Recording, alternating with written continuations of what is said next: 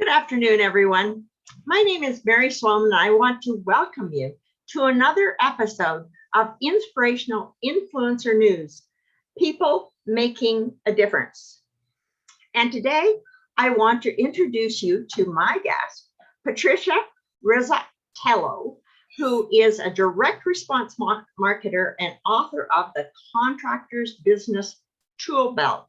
As you can tell, she's sometimes in the field with that and all. And contractors and all these small businesses that make up what I call Main Street of America, who are so important to us in everything that we do.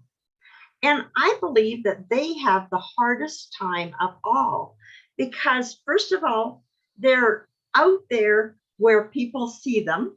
So, oh, can I borrow money? Can I, can you do this? I'll pay you someday.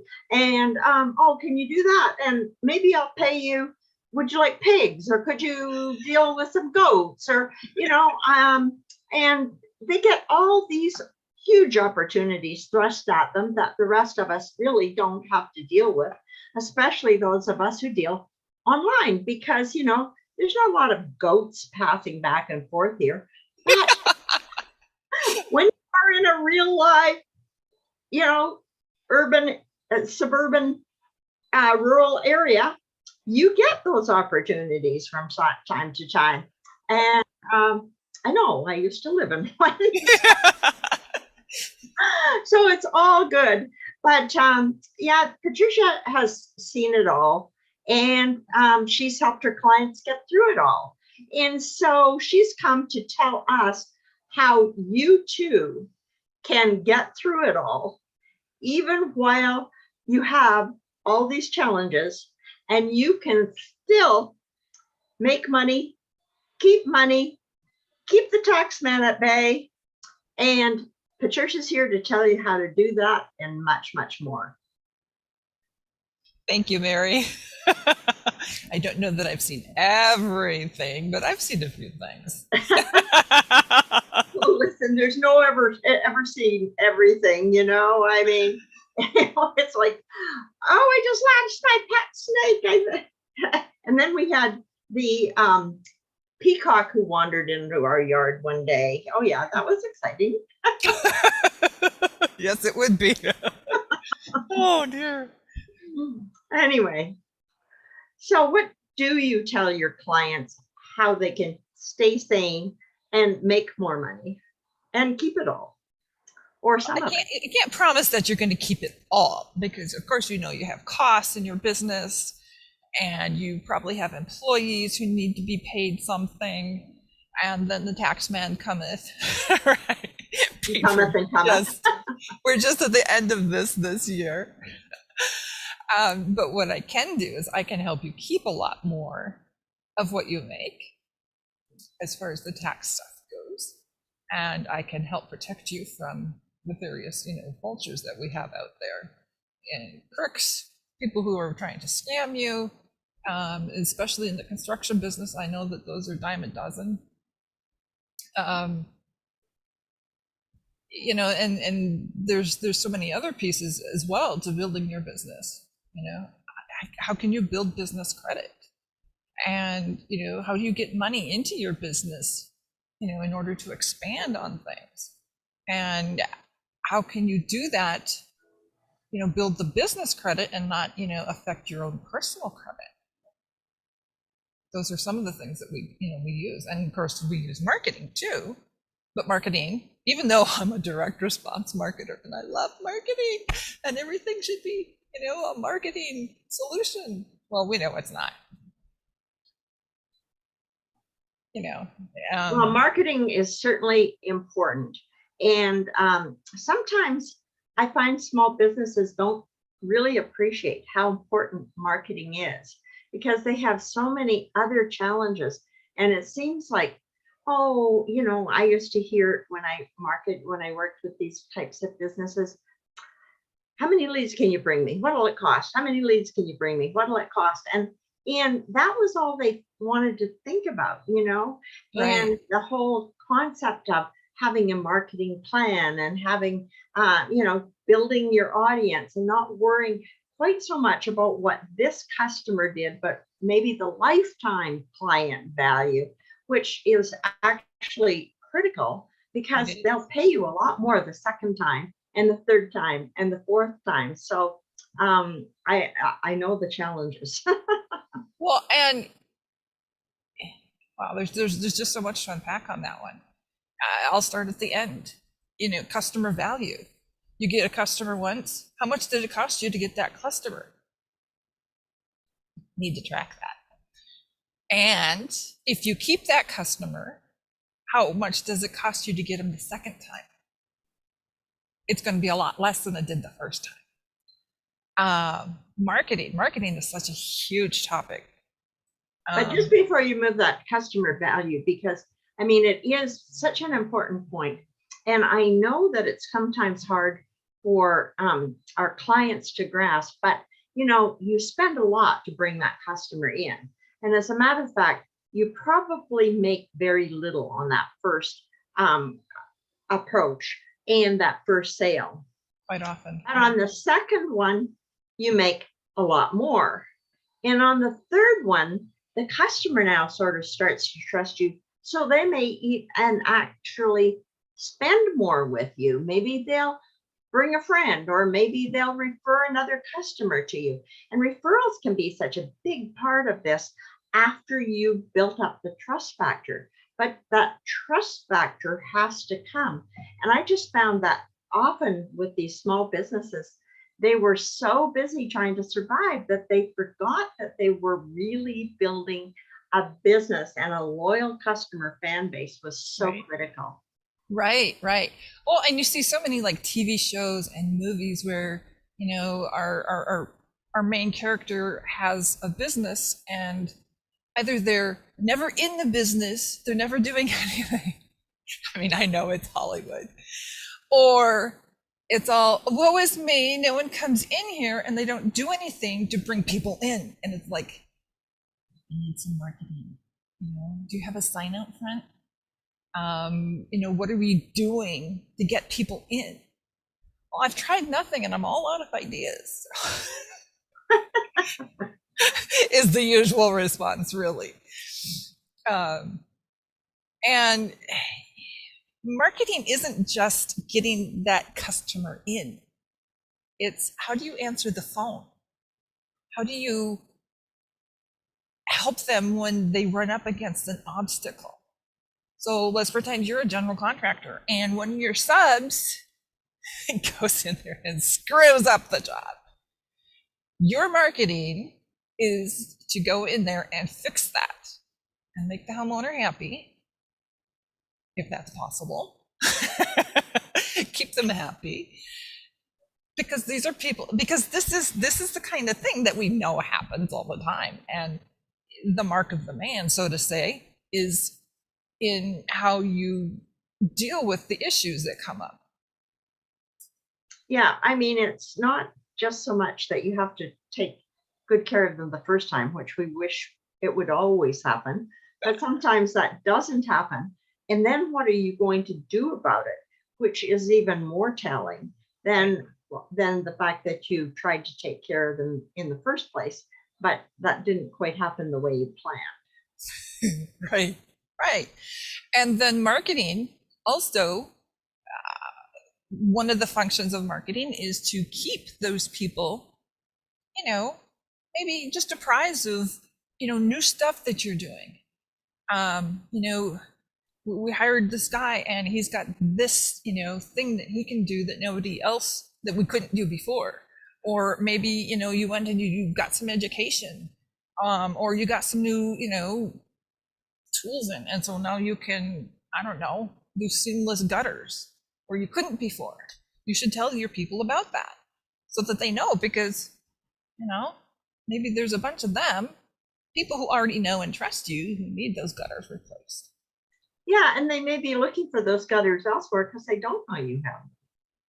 And maybe they don't know that they're looking for it yet. I mean, they know that their gutters are messed up, but they haven't really thought about it. And so when they see your, your marketing piece, Oh, yeah, I know Joe. He was good. He's doing this? Honey, we need those gutters replaced. Well, let's call him and get an estimate. You know, and that's where it starts. You need to keep in touch, keep people up to date. And as old tech, and I'm not sure what other words to use there to describe old tech, old school, there's a good word. As it seems, actually having a physical print mailed newsletter that you send out once a month. And it doesn't take much to put those together. You print them off, you have your printer print them and mail them for you, and people will read them. It comes in the Add mail. a coupon in there. Gosh knows they could come in. Yeah, yeah. You know, call us for an estimate on this. We're doing these things now. You know, tell a friend. People keep those. Yeah, and you know, those things are so important, and yet it's hard to remember all that stuff while you're just tearing your hair out and going, what do I have to do today? Oh my God, I'm going to work from 6 a.m. to 6 p.m. and I'm going to be half done. We're like 6 to 9, so they can't see anymore. Okay, guys. Noise laws are in effect now. We got to go. Yeah, this hammering in the dark is unlikely to yield the desired. Well, I got to get the thing done. So whether it's good or not, it gets done. Yeah. Well, you know, and marketing is one of those things where people think about it sometimes. There's other things, there's other parts of their business that they don't think about. And so that's why I use the concept of a tool belt. These are things that you use, you know, routinely, regularly, often, actively. And these, you know, so what I've done is I've taken and, you know, I mean, observed business, right? Because this is what I'm doing, and turned them into tools. And then, so what are the tools on your toolbox? That sounds fascinating. well, I've got a bunch that I have identified. Tool number 1 actually is using business legal structures to unlock tax savings and asset protection. Tool number 2, this is a fun one. You can pay your employees more while saving on your payroll. Boy, I bet the employees would like that. Of course. I mean, who doesn't want to get paid more? And what business owner doesn't want to, you know, save on payroll? Tool number 3 is to easily build your business's credit so that you're not overextending your personal credit. Tool number 4 isn't that, just before you leave, tool number 3, because business credit is so important, but is that a challenge for these businesses to get, or are there special tricks to getting business credit? There are, you know, easy things that one can do to build their business credit, just the way you build your personal credit. There's places where you can go. Get people to actually lend the business and not you personally the money. Right. If you're, you know, you got a business, you're trying to build credit with it, it makes the business itself more valuable. It lets you do things like, you know, grow, expand, and maybe not have to worry quite so much about carrying loans for 3 to 5 years after you know, disband the business. Yeah, so, you know, there's places where you are going to be using stuff from anyway. You're already buying stuff from these places, and you can go there and get set up with a line of credit. Yeah, that's great. Get your suppliers to give you credit lines. That's awesome. Yeah. And then you've got it spread out over a few more. Right. So what else is on your tool belt? Sorry to interrupt. Tool number 4. No, that's fabulous. And I'm glad that you poked into it. Tool number 4 is cash flow and organizational systems. So this includes things like project management, so that you know if you're actually making a profit on a project. I talked with a contractor the other day, and his business is taking school buses and converting them into tiny homes. Wow, cool. And they have no, they've got money in the bank, they've got revenue coming in, they're paying people, but they have no idea how much it actually costs to do a bus, Oh, or if they're making a profit. no. And sadly, that is typically how a lot, I would say the vast majority of businesses actually operate. It's terrible. How do you know if you're making a profit? Is that a dirty word? Some days you think, right? And, you know, I mean, Another thing for your tool belt, profit making activity. yes, profit. And as we kind of have been discussing, marketing that works. Just as you would not keep an employee who sat around playing on his phone all day. Yeah, just plays on his phone, texting people, playing games, blah, blah, blah, blah, blah. I still want $20 an hour, thank you. You'd fire him. You'd tell him to hit the bricks. You're out of here, Jack, right? Well, your marketing needs to, be held to that same standard. Most people are slapping marketing out there that looks like everybody else's. It doesn't tell anybody why they would choose them instead of, somebody else that does the same thing. I have seen people with marketing that have absolutely no call to action. That's good. Sometimes my own, but but I mean, there's a whole slew of common mistakes that people make with their marketing, and the biggest one is just to copy what everybody else is doing because they don't know what to do. My favorite was always the people that used those coupons and had no clue how many coupons they brought in, didn't track them, didn't know where they came from, had no idea if they actually worked or not, but they just kept putting them out there because everybody else did. And, it's like, hello.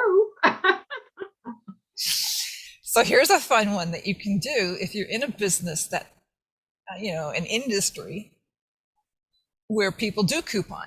So like, restaurants, right? Especially fast food or pizza. Don't put coupons out. Tell, in your marketing, tell people to bring in your competitor's coupon. Which means, one, of course, you honor it as closely as you can. And two, now your competitor's coupons are gone. And they're not going to be going to that place. That's a good one. And three, you don't have to worry about coming up with coupons. Well, and you can see what your competitors are doing too, which is always kind of fun. Right. So, and this is a really fun place for me to be because I keep finding new tools and I'm like, oh boy, I cannot wait to share this one. Well, one of the big tools, and I'm going to ask you if you have it on your toolbox, that I always talked about was building a database for my clients. And a lot of them had no database. They didn't know who their clients were. They had no way to reach them. They just kind of hoped that they'd come back. No way to touch base with them. Nothing at all. And that was so sad. Hope is not a marketing strategy. And if you're hoping that people will see you, that they will come in, that maybe some of this marketing out there will work, it's hope. It's not a strategy. You should be able to know, exactly how many people are coming in, for what, when. Back in the day, so like, I don't know, 25 years ago, I worked at a Pizza Hut. It was a delivery carry-out unit, so it's not like we were, serving people. But we knew almost exactly how many, of each kind of pizza that we were going to sell on any given day. Because we needed to know what to prep the night before. Otherwise, you run out of dough and people get angry. And what's your busy days? What's your quiet days? Yeah. I mean, of course, every once in a while you'd have, a snowstorm come in and drop 6 inches of snow. And then it's like people don't know how to cook. So they order pizza and then they'd be cranky because you took so long to get there. Well, I'm real sorry, but there's 6 inches of snow out there.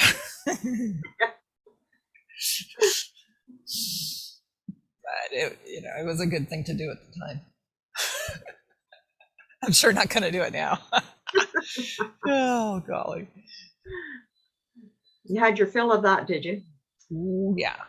But yeah, you have a database and you market to that database, and it could be an email. It could be, postal addresses. So, stuff comes in their mail. It could be phone numbers these days. So we're texting, specials or coupons or whatever. I get stuff from Papa John's, for example. Papa Murphy's, I'm sorry. One of the Papas. One of them Papas, yeah. Papa Murphy's. So we like Papa Murphy's pizza. And you go and you pick up the pizza and then you take it home and then you bake it. It works. But I get something from, I think, every day. A special every day. Is that you get it as an SMS text? Yeah. Yeah. And the other big thing that I found was always interesting was messenger marketing, where you can use Facebook Messenger, and people actually really like that. I did a lot of work building chatbots out of my Facebook ads because it cut down the ad cost so much and made it so easy to get people to give you their real email address, because that's what Facebook showed them, so they thought you already had it. Yep. Your real telephone number, because that's what Facebook showed them. Yep. And all of a sudden, you really had a database that was, pretty responsive. Yeah. Well, somebody messages you, your phone buzzes. Bzz, and you're like, oh. Yeah, it doesn't matter what you're doing because you always have to go and look at it because it could be critical.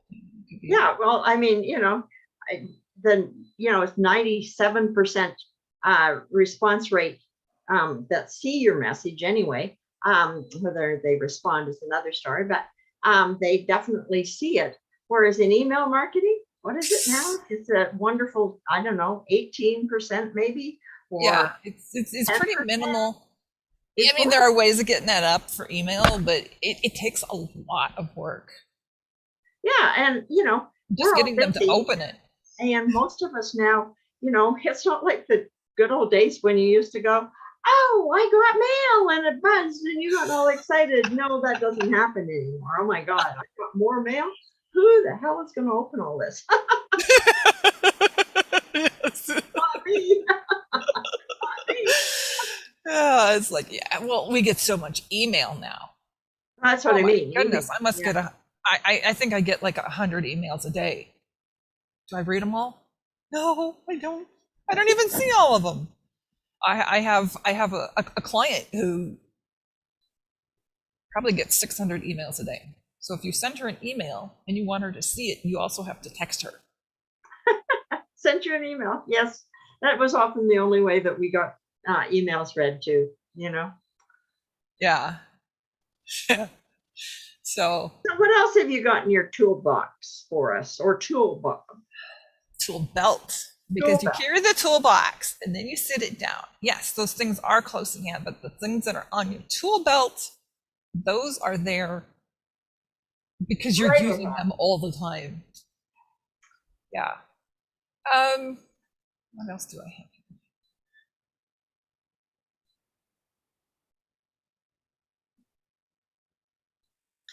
Well, we did talk a little bit about the Business Foundation.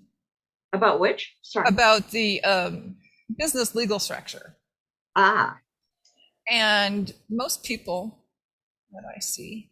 They start an LLC and they don't realize that it's a piece of the overall structure. It's not the full foundation itself. So, trying to build a big business and all you have is an LLC, and it's like building a house on, some concrete blocks that you got sat down there. But you forgot to fill the cement in with. There's no concrete down there. We didn't go down and make sure it was all level and actually hard. Hard packed and really level before we put stuff down. And what's going to happen is, as your business gets bigger, just like if we start adding on to that house, you're going to have, sheetrock that cracks, and you're going to have doors that swing funny or maybe not at all. Teetery. Right? And you don't know where that problem is coming from. What's wrong with this? How come this doesn't work? How come I'm paying so much in taxes? That's a big one. That's a big key. And in fact, I actually wrote an ebook on that, and I have a whole list of, I think it's 19 different symptoms that people can see in their business. And then anyway, Patricia, I see actually that, oh my gosh, we've had such fun with the tool belt. The time is running out. So maybe you can tell people how they can get hold of you so they can get the real scoop on a tool belt assistance from you. Right. So, well, first off, I'd love to give you a copy of this little cheat sheet that I put together, right? So, cracks in the foundation, 19 symptoms of an insufficient business structure.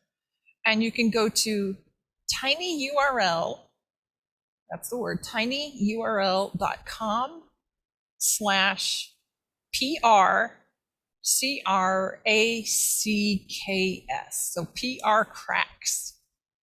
And that'll get you to the page where you can grab your copy of 19 symptoms of an insufficient business structure. It'll show you what you don't know, so that now you know, right, what you don't know. It'll show you some symptoms that commonly appear in businesses when their business structure isn't up to snuff, and what you can do about it. So let me make sure that that's right. So it's tinyurl.com/PR cracks. CRACKS. Okay, PR cracks. Right. PRCRACKS. Yes. Okay. Good ways to connect with me outside of that. I'm on WhatsApp, and I'm on Facebook and LinkedIn. And I think my WhatsApp number is, do I know what my WhatsApp number is? I'm going to say it's 218-328-4804. Should be a phone number, right? Yes. Good. I could potentially be texted at that number too. And you're on LinkedIn under your name? Under my name. I'm on Facebook under my name. I'm the only Patricia Rezzatello out there. All right. Well, thank you, Patricia, for coming. It was a most interesting interview. I think everybody needs to get hold of you and find out how they can get what you've got on your tool belt on their tool belt, because boy, it can be tough out there. And we need these businesses of America, and we need them profitable, because that's what allows them to stick around so we can keep using them. Yes. Anyway, thanks a lot. And we'll talk to you soon.